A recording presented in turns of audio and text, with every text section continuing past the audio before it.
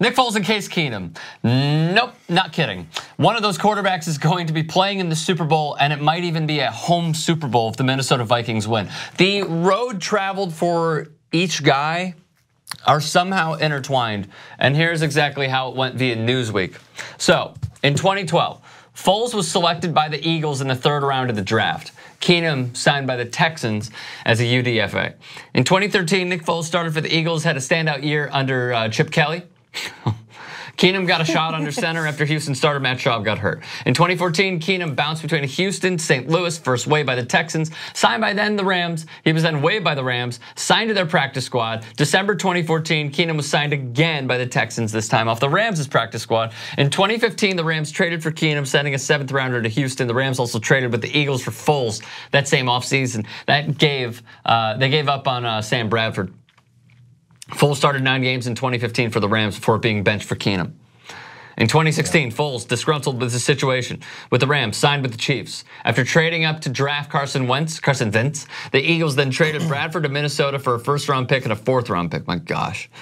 After 2 seasons with the Rams, Keenum signed in 2017 with the Vikings to back up Teddy B, who was recovering from a knee injury. Foles left KC, signed with the team that drafted him, the Philadelphia Eagles.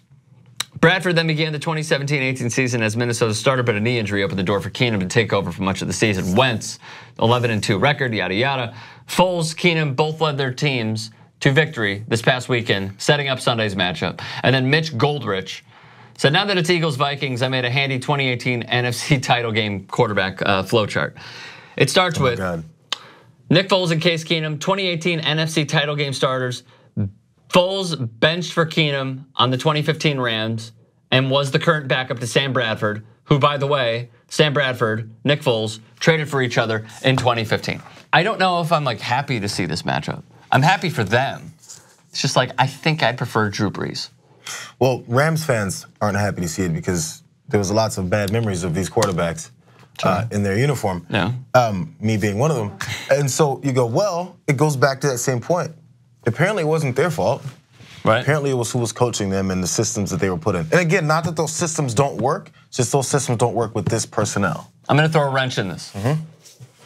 Do you know what their respective jersey numbers are? Right now, yes. They probably changed 9 and 7. Correct. Now flip them around. 7 and 9. And who was their head coach? That was always their records when they were at the Rams. Who was their coach? This is the 7-9 with the Rams. Yeah. Who was their coach? That shithead. Yeah. With the stupid mustache. Yeah, the fireman mustache. Jesus, why am I blanking on his name? Because I don't he's know. out of the This league is now? embarrassing. I know it totally is because I didn't like paying attention to it. Yes. Fisher, yeah, right? Fisher, Jeff Fisher off the back. So what are their numbers?